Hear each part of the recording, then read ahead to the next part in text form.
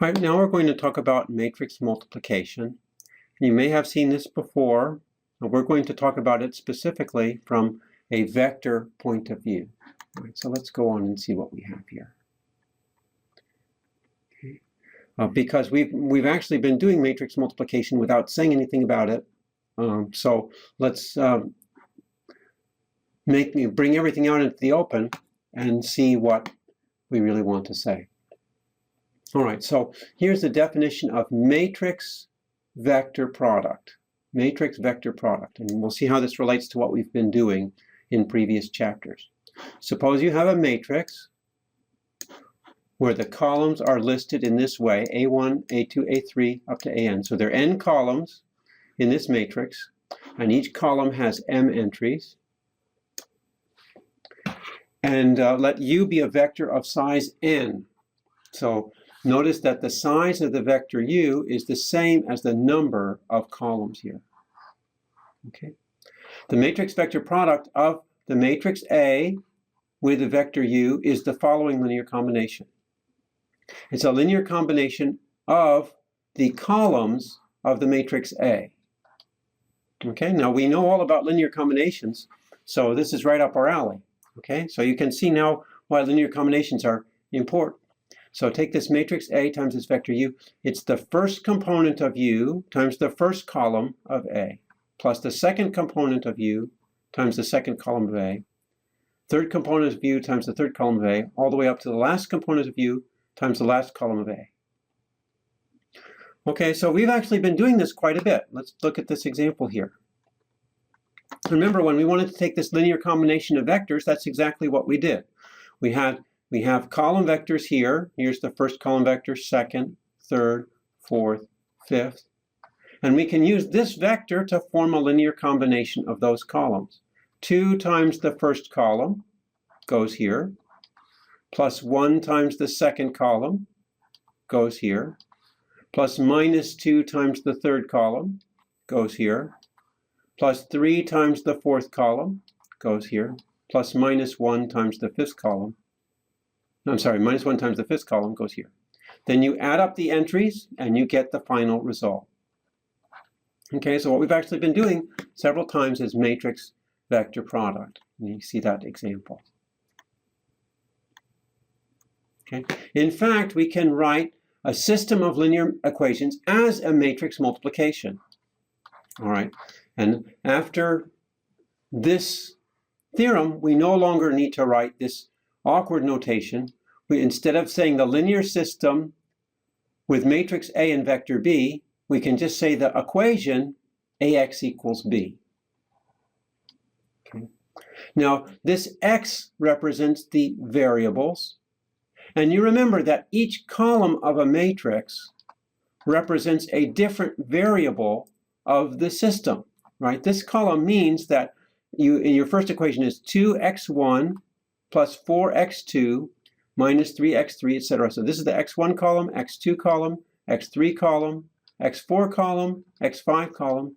So what we're doing exactly is taking this vector of variables and multiplying them by these columns one by one. That's exactly what we're doing. And the resulting column has to be the column vector of constants. Okay, so that was a little fast. I invite you to work this through to see that this equation can be written as x1 times 2, 3 minus 2 plus x2 times 417,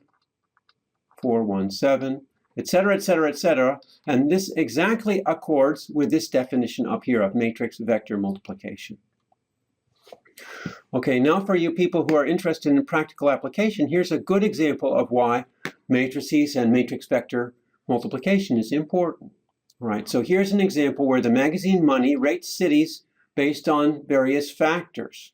Okay, so here's a table that gives the data for different cities: the mean temperature, number of colleges, number of sites being cleaned up by Superfund, and the crime index. All right, now number of colleges, the larger the better. That's certainly true. For the crime index, the smaller the better. All right, for these other ones, I'm not exactly sure how they're rating this. I think let's see what their weights are. They want to weight somehow the relative importance of these factors in the livability or desirability of the city. And so let's look at the weights here. This says that temperature is 0.23. What that means is that a larger temperature is going to give a more contribution to your rating. Okay, so if you have a coefficient 0.23, then in this case, 77 is not as good as 84. I should point out that these ratings are a little bit hokey because that means if you had a city whose mean temperature was 100, that would have a higher rating than these. But this is just a hypothetical example. This is supposing that warmer mean temperatures are better. Colleges, 0.46, that means also that if I have more colleges, that's going to increase my weight. It's going to give me a higher value of desirability. Superfund minus 0.05. So that means more Superfund sites. I guess that means that the city needs more cleanup. So here it says up is good, down is better, and down is better. So if you look at these indices here, you can see that New York is going to win because New York has the highest temperature, biggest number of colleges, smallest Superfund, and lowest crime. So it looks like a New Yorker chose these weights. Well, anyway, I can write all this information as a matrix, and then I can write the weights as a vector. So what does this matrix times this vector mean? What it gives me is the ratings for every single city in the list.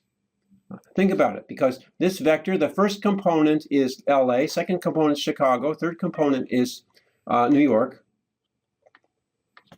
If I multiply these weights times the first row, that's going to give me the rating for LA. If I multiply these rates times the second row, that gives me the ratings for Chicago. If I multiply these ratings times the third row, that gives me the ratings for New York. And that's exactly what you're doing here when you take the weights times the column vectors.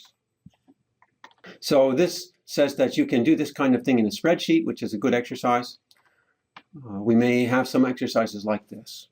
All right, so let's look at this next theorem. All right, now what this next theorem says, it's called equal matrices and matrix vector products. And what it says is that if you have two matrices, where you're not sure about the entries yet, but if you have two matrices and they're the same size, and for no matter what vector, they give you the same result, then those two matrices must actually be the same.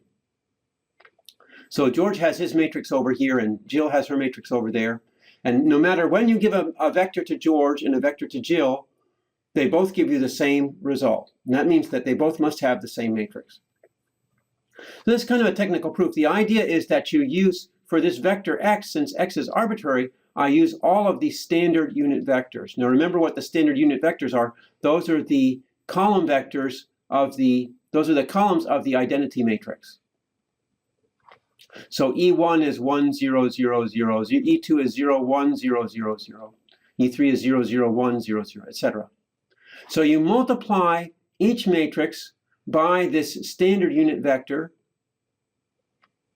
and you do some hocus pocus, and you show that in fact if you multiply A by the jth standard unit vector, that gives you the jth column of A.